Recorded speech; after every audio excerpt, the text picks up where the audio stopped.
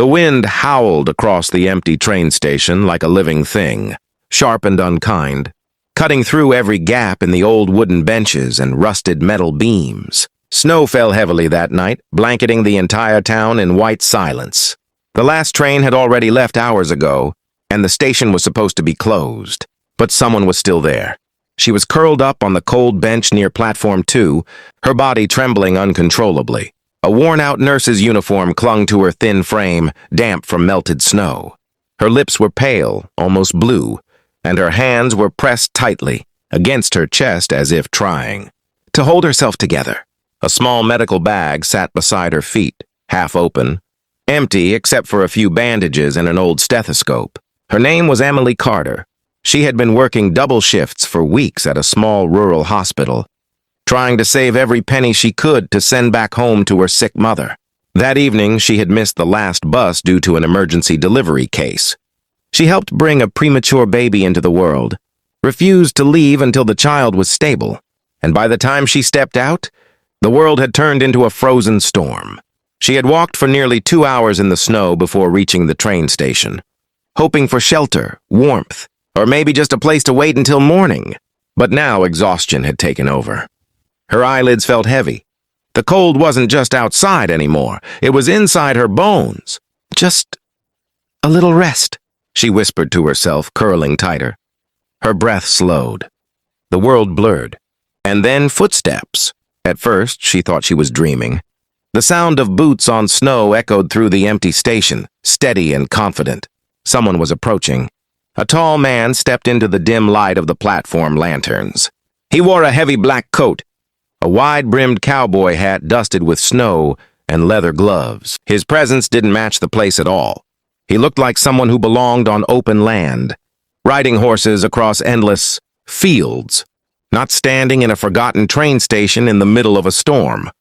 His name was Jackson Cole, a millionaire ranch owner, known across the region for his massive cattle empire and quiet, isolated lifestyle. He had been traveling back from a business meeting when his private train had been delayed due to the storm. He had stepped out to check the situation, never expecting to see someone else in a place like this. But then he saw her. At first, he thought she was a discarded bundle of clothes. Then he noticed the faint movement of her breath. He walked closer slowly. "What the hell?" he muttered under his breath. She was freezing. That much was obvious. Her skin was dangerously pale, and her lips were cracked from cold. Without thinking, he knelt beside her. "Hey," he said firmly, gently touching her shoulder. "Can you hear me?" Her eyelids fluttered. I'm fine," she whispered weakly, though her voice betrayed her. "No, you're not," he replied, immediately. He looked around the empty station. No staff. No lights except the emergency ones. No help coming anytime soon. He took off his thick coat without hesitation and wrapped it around her. The moment the warmth touched her body, she shivered violently. "You're freezing," he said. "Why are you out here alone?" "I missed the bus," she murmured. "Just needed somewhere warm." Jackson clenched his jaw. He didn't like what he was seeing.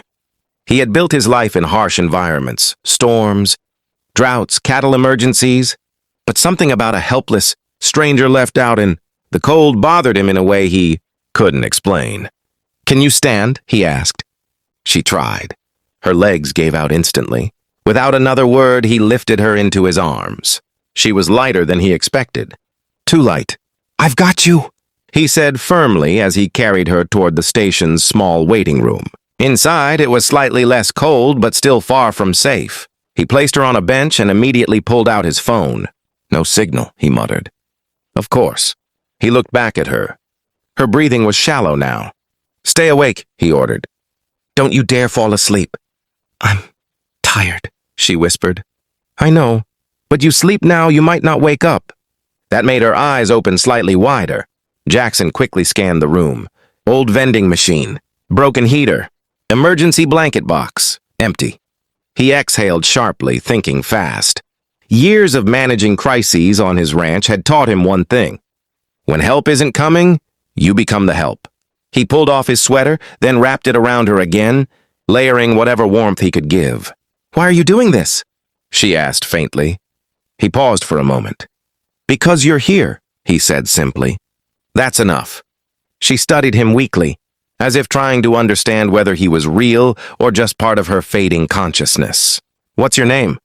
she asked. "Jackson," he replied. "What's yours?" "Emily." "All right, Emily, you're going to be fine." But he wasn't sure of that yet. Minutes passed. The storm outside grew worse. Snow piled against the windows. The world felt completely cut off. Jackson kept checking her pulse, talking to her, forcing her to stay present.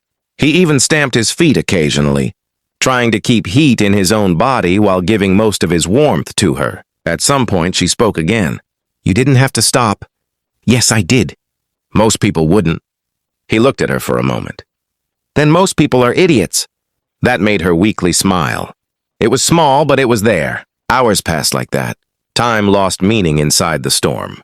At one point, Emily drifted off again, but Jackson shook her gently awake each time. Finally, just before dawn, distant headlights appeared outside. A rescue vehicle had managed to navigate the blocked roads after receiving an emergency alert from Jackson's delayed train crew. When help finally arrived, paramedics rushed inside.